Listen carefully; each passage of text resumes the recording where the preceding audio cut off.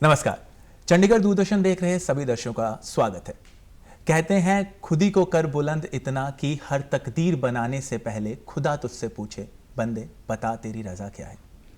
आज सबसे मुश्किल बात यह आ जाती है कि हम यही नहीं जान पाते कि प्रकृति ने हमें खास क्या दिया।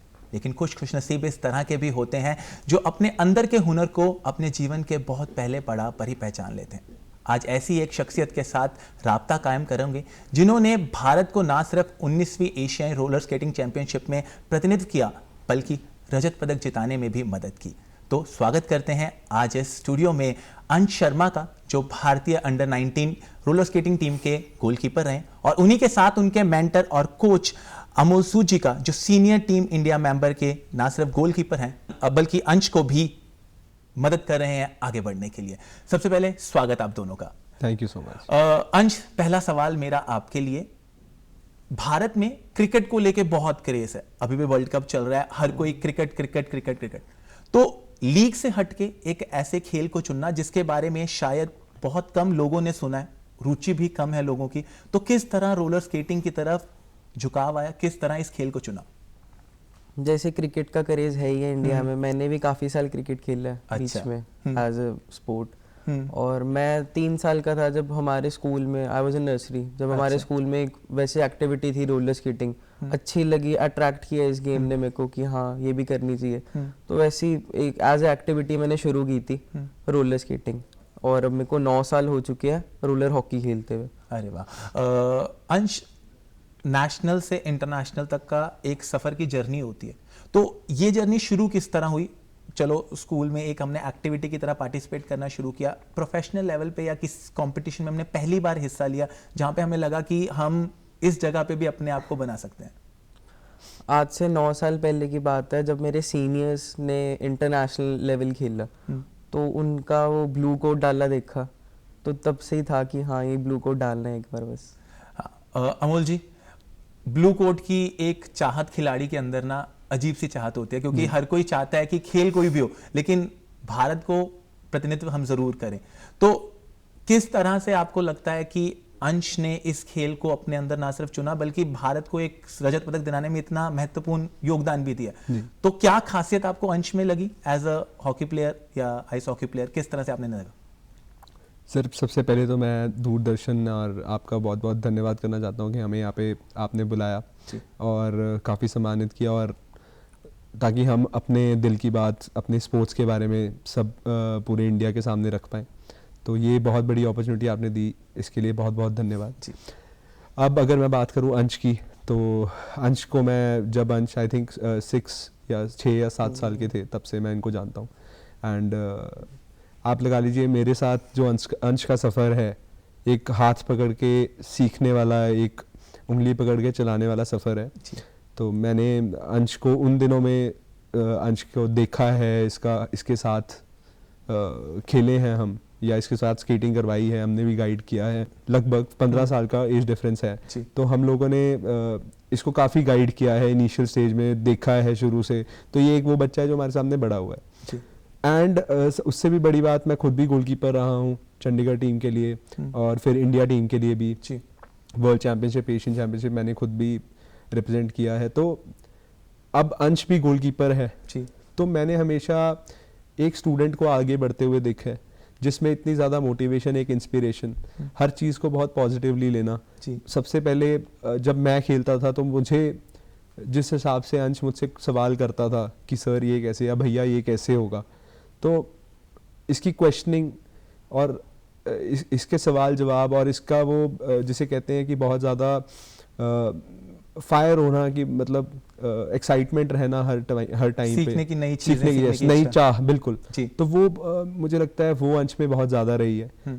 तो जिसने सबसे ज़्यादा सपोर्ट किया है इसको, अंश को इस लेवल पे पहुंचने में, तो ये सबसे बड़ी जो अंदर की आग है, जो अंदर की चाह है, जो विलिंगनेस है, उसने बहुत सपोर्ट किया है। एंड मैंने सबसे ज़्यादा मैं मेंशन करता हूँ, खैर मैं अपने पेरेंट्स को भी और अंश के पेरेंट्स को भी मैंने खुद देखा है कि छोटे होने से सपोर्ट करना, हमेशा हर चीज़ के लिए गाइड करना, खुद प्रैक्टिस के लिए लेके आना, अपना लाइफस्टाइल कॉम्प्रोमाइज़ करना, जो मैंने इनके पेरेंट्स को देखा है।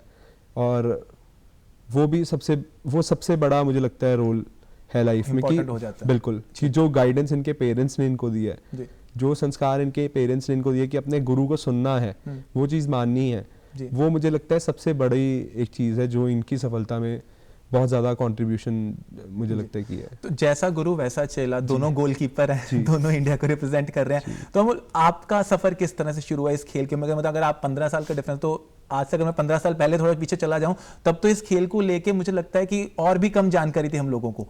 तो आपका ये सफर किस तरह शुरू हुआ?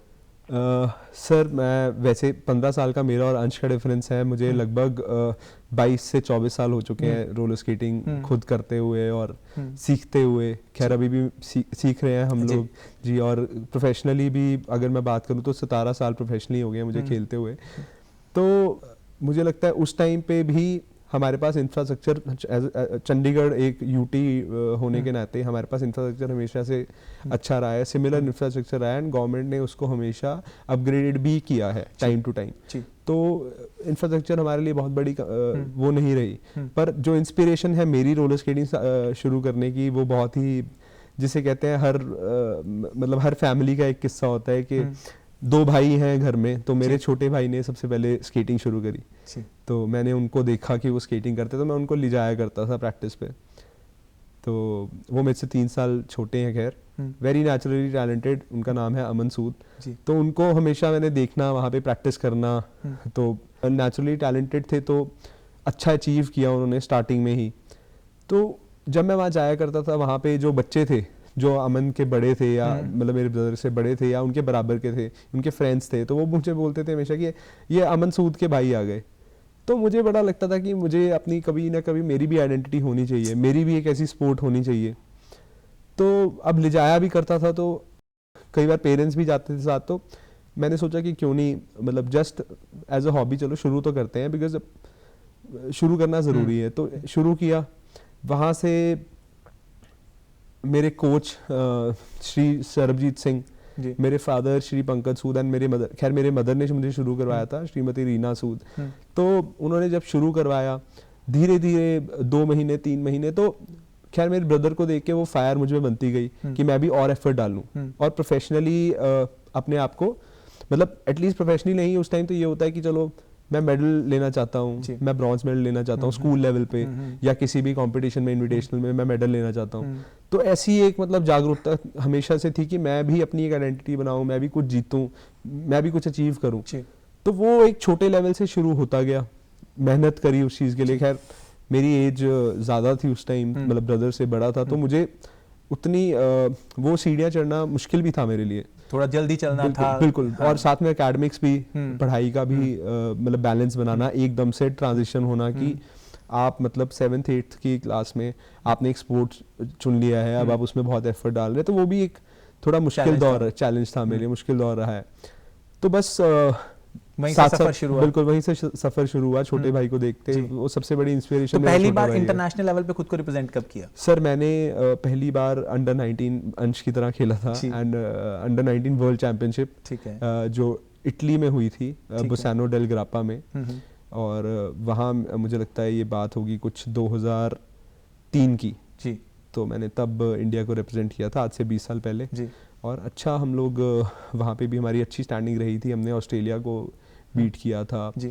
और टीम्स थी जिनके साथ हमारा अच्छा रहा था जी। अंश, जैसे कि इन्होंने कहा कि पढ़ाई और गेम के बीच बैलेंस करना सबसे मुश्किल टास्क होता है, तो अंश ये बैलेंस किस तरह बना रहा है?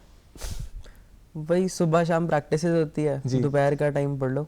अच्छा, तो अंश रूटीन किस तरह प्रैक्टिस की चलती है? मतलब सुबह और शाम दोनों टाइम की प्रैक्टिस चल रही है, या फिर कभी कॉम्प्रोमाइज भी किया पढ़ाई की वजह से कि चलो आज पढ़ाई छोड़ के आज गेम लगा लेते हैं?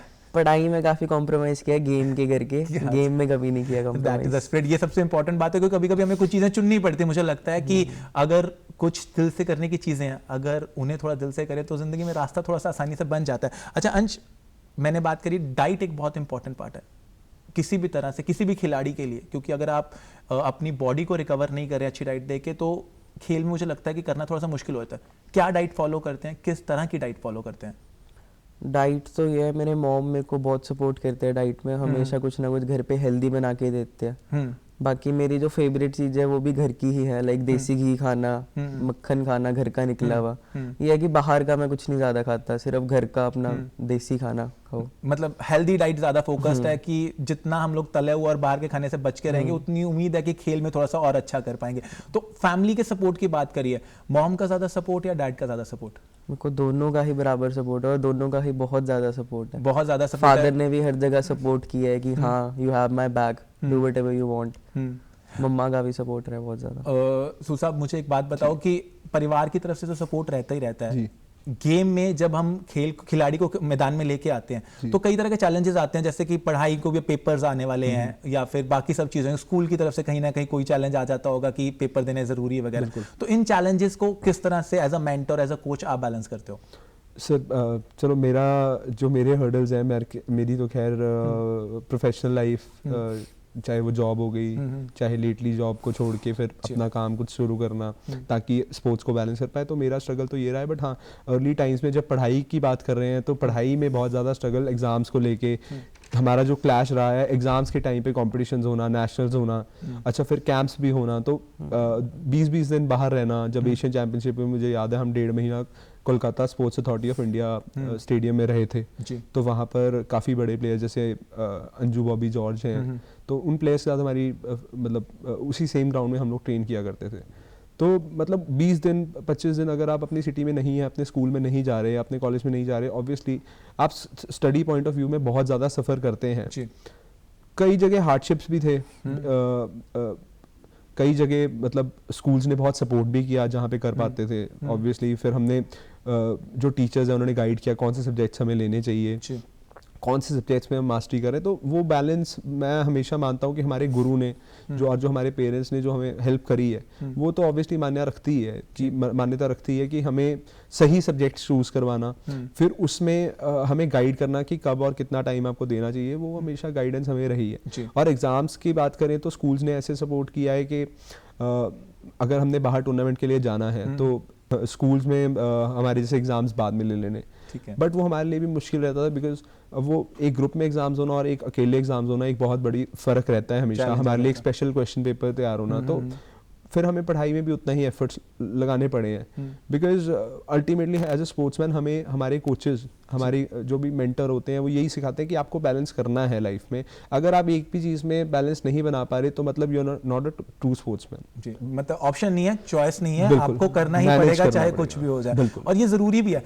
अच्छा, फैसिलिटीज़ को लेकर अगर मैं बात करूँ तो चंडीगढ़ एडमिनिस्ट्रेशन की तरफ से या स्टेट अथॉरिटीज़ की तरफ से रोलर स्केटिंग जैसी गेम को लेके किस तरह की फैसिलिटीज अवेलेबल हैं?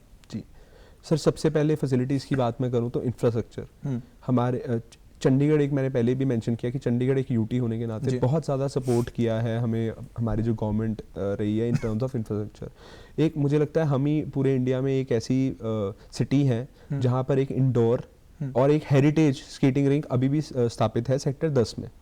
तो वो खैर पहले वुडन होता था, अब कोटा स्टोन है, वो अपग्रेडेशन भी रही है एंड गवर्नमेंट ने उसको मेंटेन भी अच्छा करके रखा है। काफ़ी कोशिश की है गवर्नमेंट ने अपग्रेड करने को, अच्छा नया इंफ्रास्ट्रक्चर लाने को, बट मतलब ये है कि ऑब्वियसली लाइफ में हर चीज़ परफेक्ट नहीं होती, तो कुछ थोड़े बहुत फ्लॉज रहे उसमें कि वो इंफ्रास्ट्रक्चर बहुत नहीं चल पाया, बट जो पुराने इंफ्रास्ट्रक्चर्स हैं वो अभी भी गवर्नमेंट बहुत कोशिश कर रही है मेंटेन करने की। ये रही इंफ्रास्ट्रक्चर की बात। अब जब हम प्लेयर की बात करते हैं कि प्लेयर को गवर्नमेंट ने कैसे सपोर्ट किया है, अगर हम जो अच्छे प्लेयर्स, छोटे प्लेयर्स की बात करें तो गवर्नमेंट ने काफ़ी सपोर्ट किया है। वहाँ पे फीस बहुत ज़्यादा नॉमिनल है, जो ट्रेनिंग फीस है बहुत ही नॉमिनल फीस है स्पोर्ट्स ग्राउंड की, और जो कोचेज़ हैं बहुत एक्सपीरियंस कोचेज़ हैं, अच्छे लेवल के कोचेज़ हैं। श्री सरबजीत सिंह हैं जो मेरे गुरु रहे हैं हमेशा, एंड हमारे सीनियर प्लेयर रहे हैं मिस्टर रोहित रंधावा, तो वो भी वहाँ पे असिस्टेंट कोच के तौर पे हैं। तो अच्छा exposure in terms of coaching भी, मतलब मेंटोरशिप भी वहाँ पर रहा है हमेशा, तो बच्चों को वो बहुत अप्रोचेबल है। उसके बाद खैर हम बात करें कि स्पोर्ट्स में अब प्लेयर्स को कैसे सपोर्ट किया है, तो प्लेयर्स को सपोर्ट किया गया है, टाइम टू टाइम स्कॉलरशिप मिली है हम लोगों को, स्टेट चैम्पियनशिप में स्कॉलरशिप्स मिलना, एंड देन उसके बाद जब हमने नेशनल जीत के आना तो स्कॉलरशिप्स मिलना। अभी मैं हाल ही में बात करूं तो हमें स्टेट गवर्नमेंट ने सम्मानित किया था 2 लाख रुपए से, हमारा नेशनल चैम्पियनशिप में गोल्ड था।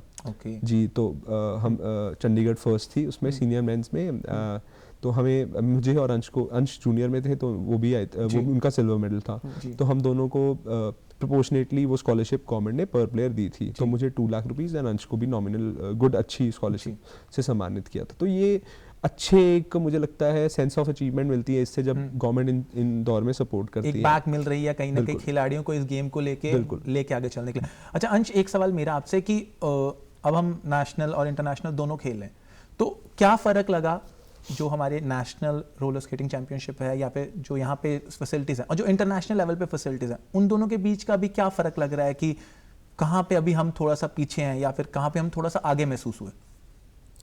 फैसिलिटीज़ की तो बात करें तो ऑब्वियसली इंटरनेशनल लेवल पे खेलोगे तो आपको ज़्यादा अच्छी फैसिलिटीज़ मिलती है as compare to national level.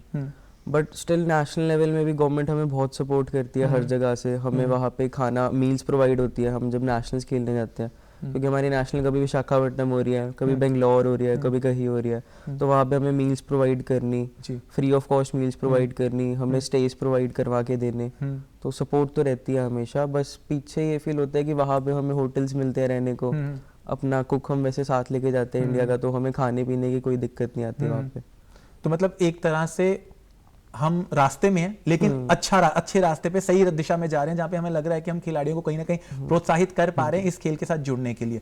Amol जी, एक सवाल मेरा ये भी है कि क्योंकि इस खेल को लेके जानकारी लोगों में कम है, तो किस उम्र में हम इस खेल को शुरू कर सकते हैं और किस तरह की ट्रेनिंग के साथ शुरू कर सकते हैं?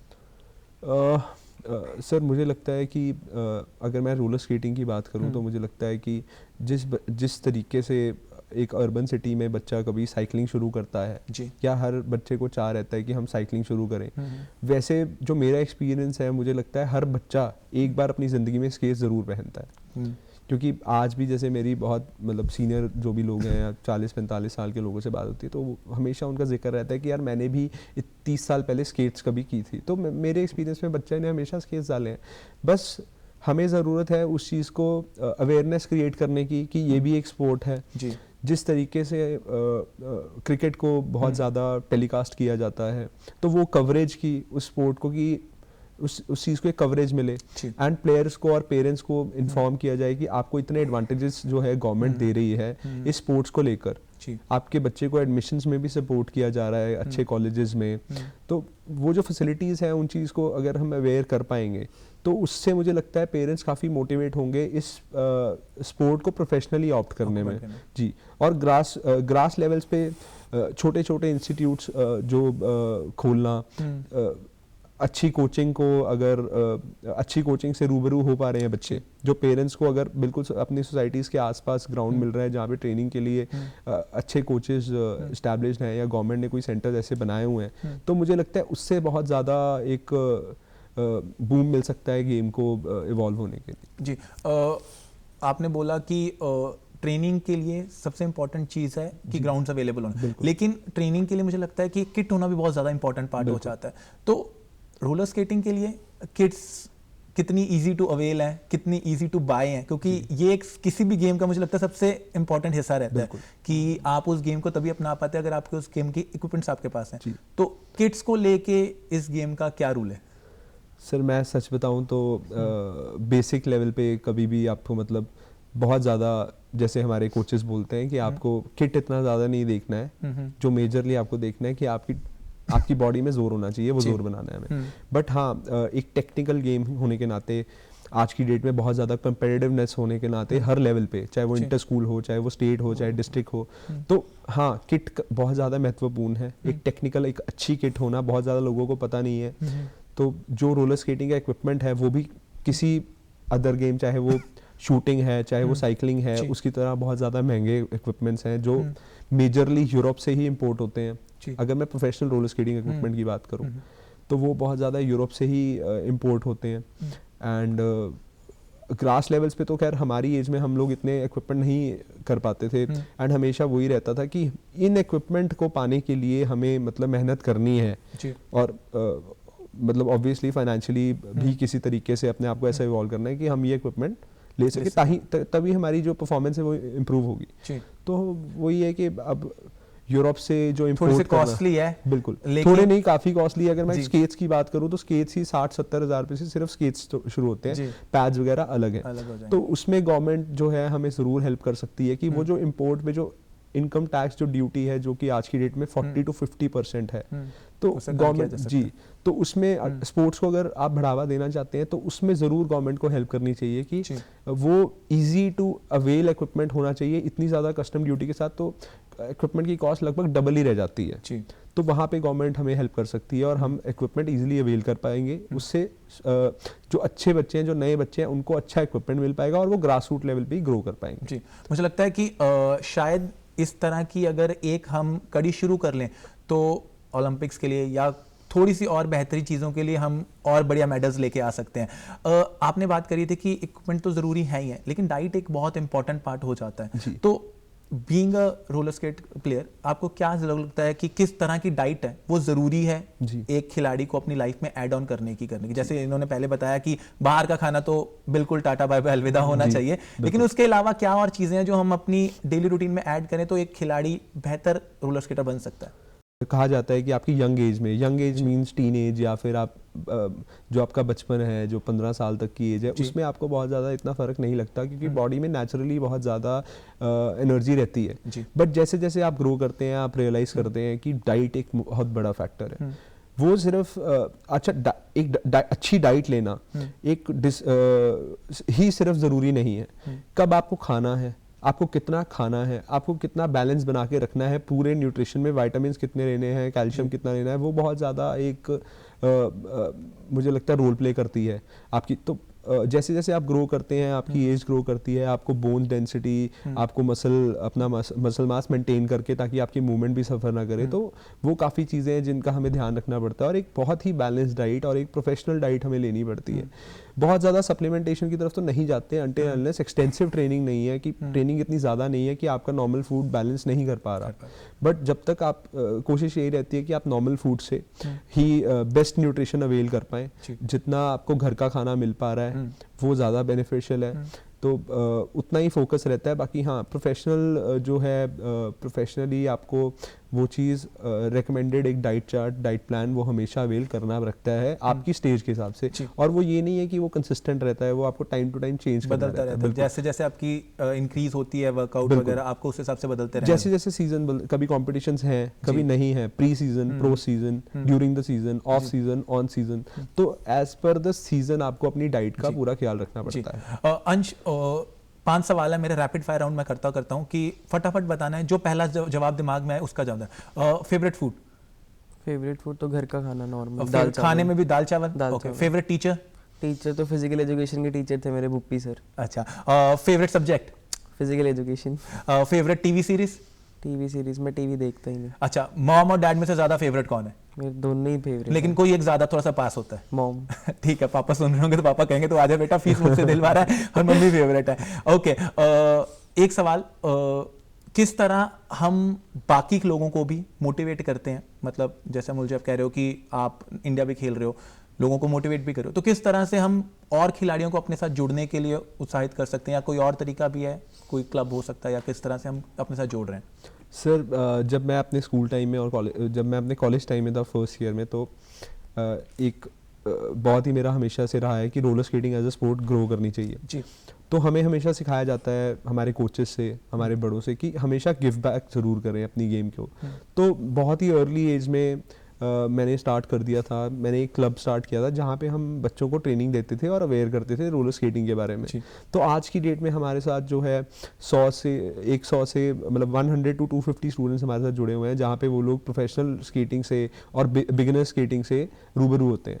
तो ऐसे काफ़ी प्लेटफॉर्म्स हैं जो हमने मतलब गिव बैक करने के लिए गेम को जो खड़े करने की कोशिश की है। उसमें सभी मेरे गुरु जितने हैं, हमारे जो फेडरेशन के सेक्रेटरी रहे हैं मिस्टर हरप्रीत सिंह, जो मेरे मेंटोर रहे हैं सबसे सीनियर हरप्रीत सिंह कीर्ति जी, मेरे गुरु रहे हैं सरबजीत सिंह जी, और मेरे पेरेंट्स, इनकी बहुत सपोर्ट रही है। तो हम लोगों ने अच्छे ऐसे छोटे छोटे सेंटर्स डेवलप किए जहाँ पे हम गेम को बच्चों को रूबरू करा पाएँ और बच्चों को वहाँ पे ग्रोथ दें। तो ऐसे क्लब्स हमने छोटे छोटे डेवलप किए और उनके बीच में इतना कंपटीशन, अच्छे लेवल का टेक्निकल कंपटीशन वहाँ पे हम लोगों ने करवाने की कोशिश करी, ताकि बच्चों की जो एबिलिटी है वो बढ़ती जाए जी। तो ये कुछ स्टेप्स हैं जो हमने अपने ग्रास रूट लेवल पे जो हम जितना कर सकते थे हमने किए, पूरी कोशिश जी। तो जी, वो बिल्कुल सही है। और मुझे लगता है कि खेल से अगर हम कुछ लेते हैं तो उसे देना वापस बहुत ज़्यादा ज़रूरी होता है।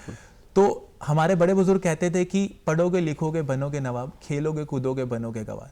लेकिन मुझे लगता है कि आज इस बात को बदलने की ज़रूरत है।